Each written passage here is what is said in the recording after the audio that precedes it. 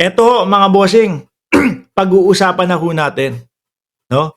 Mukhang na-shoutout na si Bato ng legal counsel ng ICC at naniniwala po sila o siya, mga kababayan, na si Senator Bato de la Rosa ang susunod talaga. Eto, pumusta na to ha. Sabi, 100 piso pupusta ako, si Bato na ang kasunod. Pakinggan nyo ho, mga kababayan, ang interview kay Attorney Cristina Conti. Posibleng lumawak pa ang at sa pag-open ng confirmation of charges hearing, posibleng lumawak pa ang charges kay Duterte. Ayan. So yung crimes against humanity mas lalaki pa. Nandiyan papasok yata yung rape, etc., etc. Hindi imposibleng maibalik ang rape at torture doon sa hihingin ng prosecutor na ibukas na charges kay Duterte. Nako po. Mukhang lalong matatagalan na. Mukhang lalong mawawalan ng pag-asa yung mga DDS. Bakit to, Attorney Cristina Conti? Kasi narinig ko sa inyo, merong kailangan malusutan ang dating Pangulong Duterte about sa mga kaso niya. Sa mga iba pang mga hinahanap o tinutukoy na most responsible, siguro naman pwede nang magbanggit, shout out naman dyan kay Senator Bato de la Rosa. Nako, ikaw yan, Bato! Uy! Attorney! Ikaw naman, may hearing si Bato de la Rosa, tatakutin mo ng ganyan, isa-shout out mo. Makarinig lang konti nang papahanap na siya ng ICC, bigla na pong naglalahong parang bulayan, bigla na hong napupunta sa yan, sa secret place. Yang si Tobats. O shout out. Shout out mo pa. Si Bato may pahiring-hiring doon kay Senator Amy Marcos, baka mamaya sa pang-apat na hearing, mga kababayan, wala na naman po si Bato de la Rosa.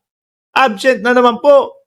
No? Or baka sa susunod na hearing ni Tobats, nasa na lang yan? Nasa monitor o nasa screen na lang po. Bato, bakit wala ka dito? Baka sabihin, traffic po, hindi po ako makarating dyan, mag-alibay na. Masarap pakinggan ulit nga. Kay Duterte.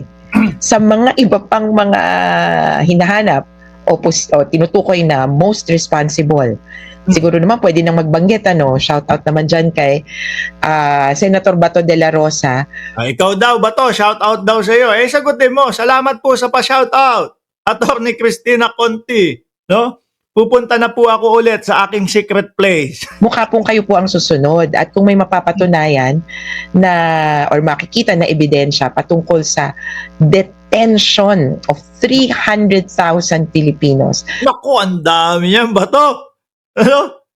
Pagka, malamang ho, mga bossing, kumbaga, isa lang dyan sa 300,000 ang magsasabi na ito, kumbaga, nagsasabi na si Bato de la Rosa ay may ginawang illegal. Yari na, 300,000. Ano po? Ang daming tsansa nung kalaban mo, Bato de la Rosa, 300,000. Isa lang ang sumipot dyan. Yari ka! Na kadikit nitong war on drugs, posibleng bumalik ang crimes against humanity in the acts of murder and other inhumane acts. Ayan. Magpalit yun na naman kaya si Bato de la Rosa. No?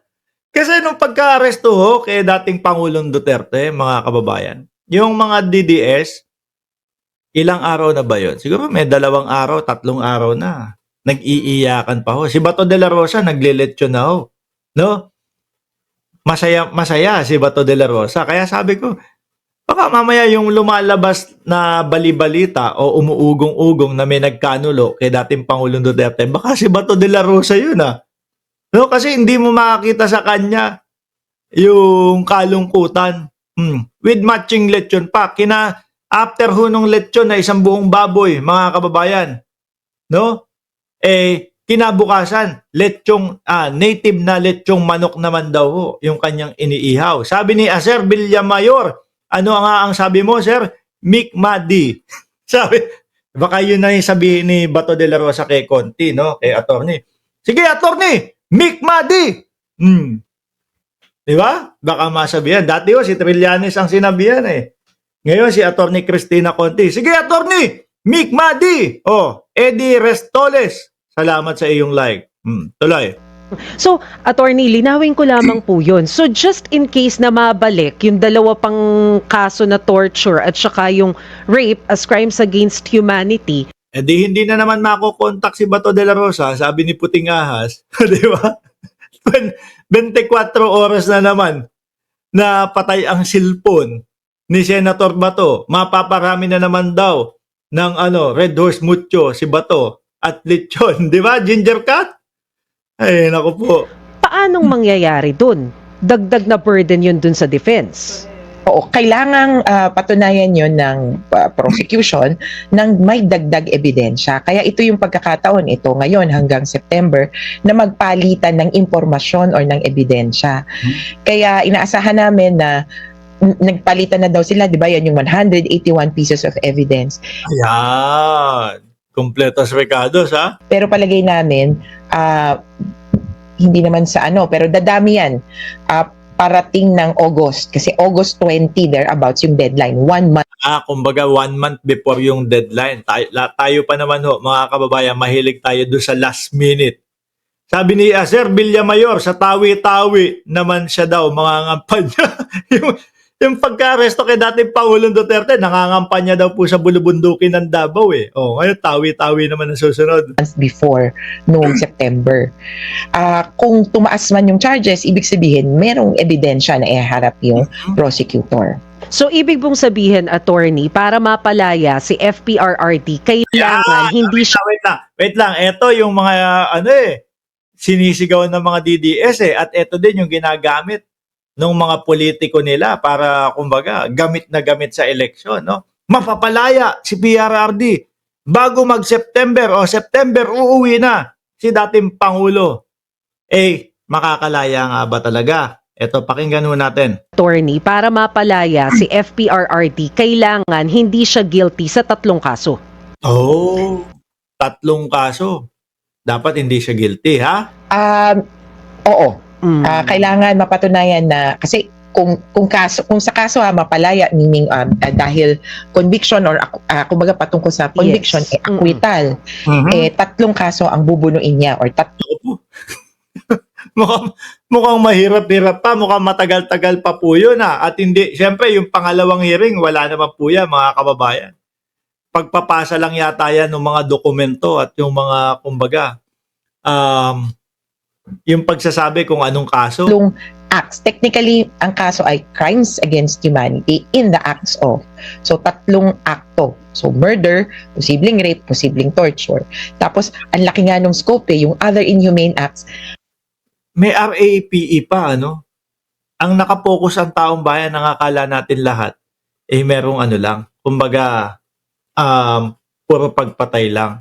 May RAPE pa pala. Hindi ko na binanggit, mga kababayan. Baka bawal kay YouTube. Lahat ng may enumeration yan For example, enforced disappearances. For example, kasi sa totoo ng war on drugs, may mga nawawala na tao. Mangilan-ngilan, pero kami, may hinahanap nga kami, si Julio Sebastian, 15 years old. So may Pangasinan, huling nakita, hindi na namin alam. Similar ito sa kaso ni Carl Arnaiz at Nicole. Naku ba to, ilabas mo na, sabihin mo na kung nasaan yung hinahanap nila, baka mabawasan, ano? Ulitin ko shoutout daw, Senator Bato de la Rosa. Binanggit na yung pangalan mo na ikaw daw ang malamang sa alamang na susunod kay dating Pangulong Duterte. Si Kulot later nahanap, di ba? Kaya, titingnan namin kung ano yung pinaka matibay na ebidensya para sabihin ito ay widespread and systematic. Ayun. Matatagalan pa ho to, mga kababayan. Yung pinapakalat ho nila, na sinasabi nila, mga bossing, na September na, mukhang ang hirap pong paniwalaan, no? Siguro, yun yung sabi ng lawyer sa kanila. Alam niyo naman po yung mga lawyer. Papaasahin ka niyan kahit na hindi sila ganun kasigurado sa sinasabi nila. Sabi ni Maxip, full tank na yung private plane na gagamitin ni Bato papuntang Dahig. Malay mo, kasabay yung ibang mga PNP chief dyan. Kasabay si Bato de la Rosa. Boss Mark, nang aasar pa. Hindi, shoutout nga daw po, Ma'am Delia Rosario. Tignan mo, pakinggan mo. Oh. Patunayan na or pwede nang magbanggit shoutout naman dyan kay Senator Bato de la Rosa, mukha pong kayo po ang susunod at Biruin mo yun? Oh. Isa pa. Masarap lang pakinggan, mga sa kababayan. hihingin ng prosecutor na ibukas na charges kay Duterte. Oh. Sa mga iba pang mga hinahanap o tinutukoy na most responsible, siguro naman pwede Most responsible. Siguro naman pwede nang nang magbanggit shoutout naman dyan kay Senator Bato de la Rosa, mukha pong kayo po ang susunod at kung may mapapatunayan kaya pala binibira ni Bato de la Rosa si General Torre doon sa Senado, ano? Siguro si General Torre kampante lang. O sige, sagot lang ako. Maghabla na lang kayo sa akin. Maghabla na lang kayo. Kung sa tingin nyo, mali yung ginawa ko, ganito, ganyan. O, di ba? Tapos sa isip-isip po siguro ni General Torre, Bato, baka next week or in 2 weeks time, baka next month, magharap ulit tayo. At ikaw naman yung nakaupo doon sa silya, tapos ako naman yung tatapik-tapik sa balikat. Lika na po, sir. Sama na po kayo. Di ba? Halika na po, sir. Sama na po kayo. Oh. Pero ang nakikita ko ho dyan sa sitwasyon ni Bato de la Rosa, mukhang matatagalan ho ito. Mukhang hindi po basta-basta to si Bato de la Rosa, hindi kagaya ng dating Pangulong Duterte.